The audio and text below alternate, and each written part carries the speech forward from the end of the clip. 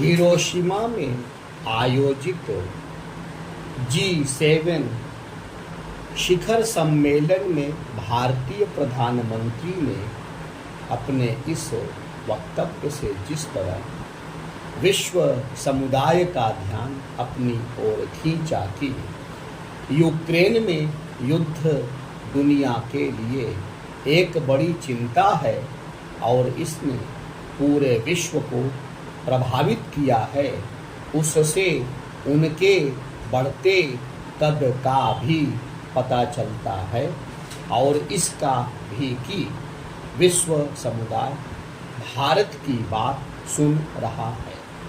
इसके पहले यूक्रेन के मामले में उनका यह कथन अंतर्राष्ट्रीय स्तर पर खूब चर्चित हुआ था कि यह युद्ध का नहीं है।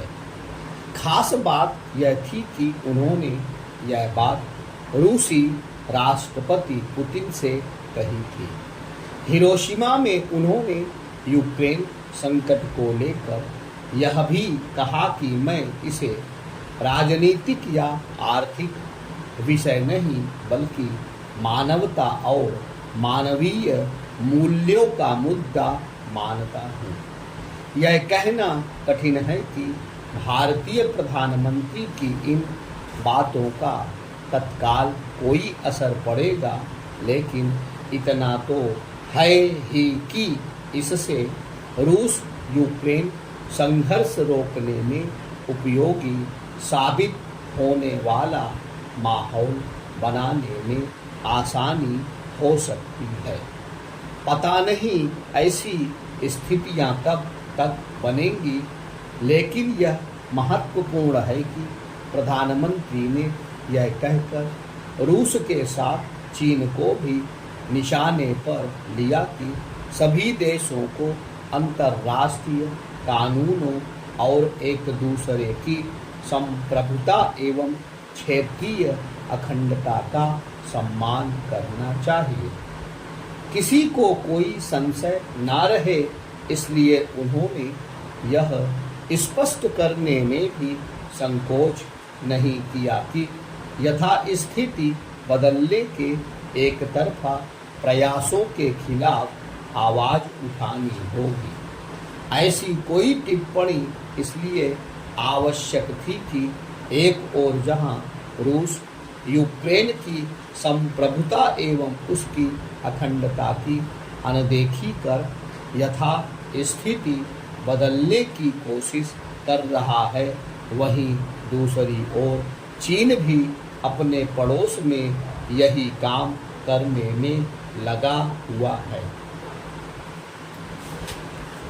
चीन की विस्तारवादी हरकतों और सीमा विवाद के मामले में उसके अड़ियल रवैये की चपेट में भारत भी है।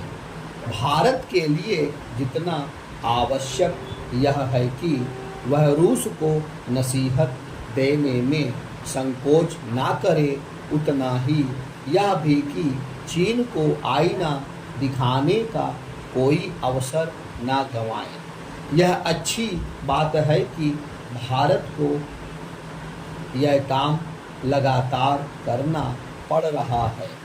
शंघाई सहयोग संगठन क्वाड G20 और G7 के मंचों से वह अपनी बात कहने में जिस तरह हिचक नहीं रहा, उससे यही पता चलता है कि अंतर्राष्ट्रीय पटल पर एक नया भारत आकार ले रहा है।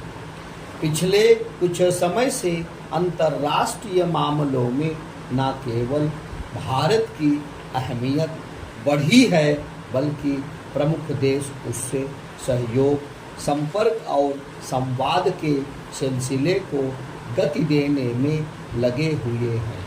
शायद यही कारण रहा कि ऑस्ट्रेलिया में क्वाड की बैठक स्थगित हो जाने के बाद भी भारतीय प्रधानमंत्री वहां जा रहे हैं।